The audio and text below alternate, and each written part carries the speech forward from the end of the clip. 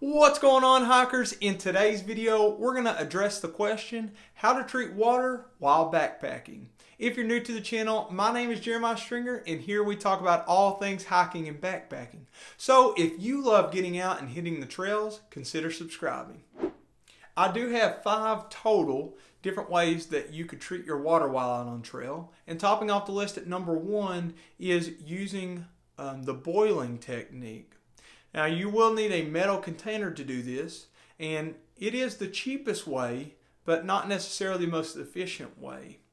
Most people will boil the water using a stove, but you could also use a small fire, but it can be time consuming and you'll have to wait on the water to cool before you can drink it. The second way that you could treat your water while backpacking is water purification tablets. Now, this could be in the form of maybe iodine or chlorine dioxide. They are really easy to use because all you have to do is drop the tablet in, and the downside though is you'll have to wait before you can drink the water for however long the directions say on those tablets. This can change the taste of the water a bit. And another disadvantage is they're not reusable, but they are definitely a viable way to treat your water, and they're really popular, it's my understanding, in the ultralight backpacking community. And let's go on to number 3. Now, this is the method that I most of the time use, and that would be a pump or squeezable filter. Now, it is a great way to filter or treat your water while backpacking, but it also does have disadvantages.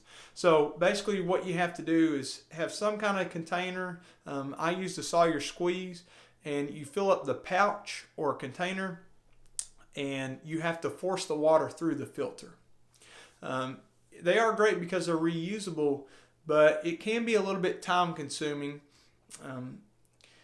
You can get filters that'll do up to 2 liters per minute, but most of the time they're typically slower than that. Also, another disadvantage is collecting the water, especially from a water source that is not necessarily the strongest. It can be kind of difficult to collect that water. All right, coming in at number 4 is UV light filters.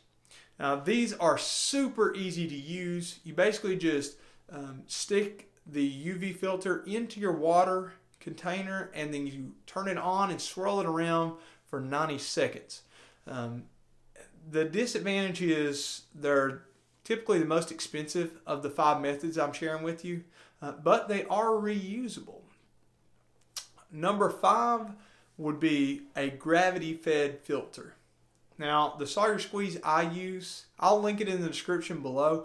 You can also hook it up in a gravity feed system, and the advantage is it does the work for you. You basically fill up a water container or pouch or bladder that comes along with your filter, and it'll be hung up, and then there's going to be a tube, and the water will go through the tube, through the filter, and into your container. Now, Platypus, they are a really popular brand when it comes to gravity fed filters, but they have disadvantages as well. For instance, it's going to be heavier because typically you have to bring more gear for that. Also, they're not the most quick. Platypus, according to their website, you can do up to 1.75 liters per minute. So I would say the best place to use gravity fed is at camp. So if you do buy the Sawyer Squeeze, you can set that up whenever you set up camp, because on the go it's just kind of annoying and a hassle. If you use one of the 5 that I have listed, or I've forgotten one, please comment it below and tell me your experiences with it so far. Folks, if you found any value in this video, or if you just enjoyed, please smash that like button and subscribe for more. Make sure you kick that notification bell for the latest notifications. We'll see you guys in the next video.